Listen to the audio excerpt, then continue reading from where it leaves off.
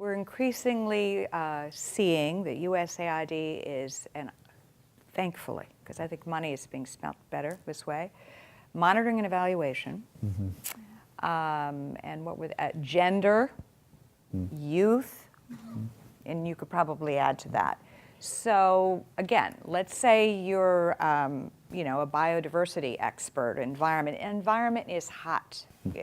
Someone told me the other day, AID hired these DLIs, the new hires, about 1,000 of them, and now they're back. There's attrition, and if a health person quits, they're not going to be replaced necessarily by a health person.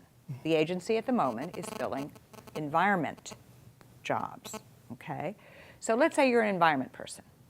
You would be a more valuable environment person to one of our organizations if you happen to know a little bit about monitoring and evaluation that could be applied to your subject matter, or you happen to know about gender implications in your subject matter, or all this other list of cross-cutting. Again, expand yourself, think broadly, always try to increase your expertise. At the minimum, look at the donors like AID or the Millennium Challenge Account. Look at their evaluation policies, their gender policies.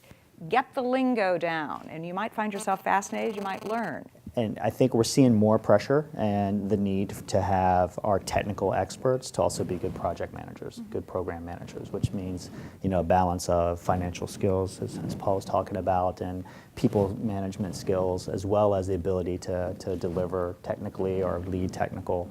And finding that balance has been difficult. We tend to see one side or the other.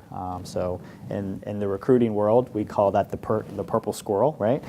That perfect fit of the person, that's the rare gem that's hard to find, and that's where I think we're struggling. I had a colleague of mine said this, and I told him I wanted to quote him, but he said it's not his, but I can still quote it. And I'll let you guys finish the quote, which is, technical skills get you hired, soft skills get you fired. Right. But it's not fired, it's promoted. That's right. So it makes all the difference in the world. Take your technical foundation and figure out how to navigate an organization, navigate a community, network, collaborate, partner. Use those warm personal skills, the interpersonal skills. It makes all the difference in the world.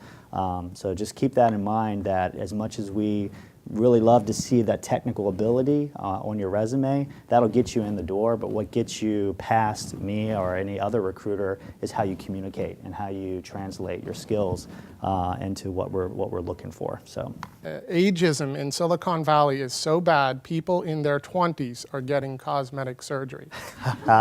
So I think I'm perhaps well past the point where any cosmetic surgery would help, and I'm not suggesting that to any of you all.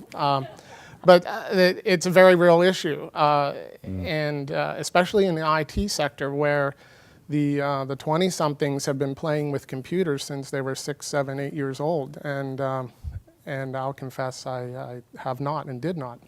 I think the biggest thing is we have to be careful being in that group where ageism might be important to me. We have to be careful not to make it a self-fulfilling prophecy.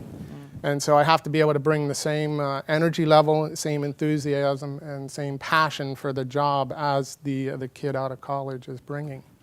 And I have to be creative on my resume, maybe drop the date I graduated from college, and speak really more to capabilities than years of experience.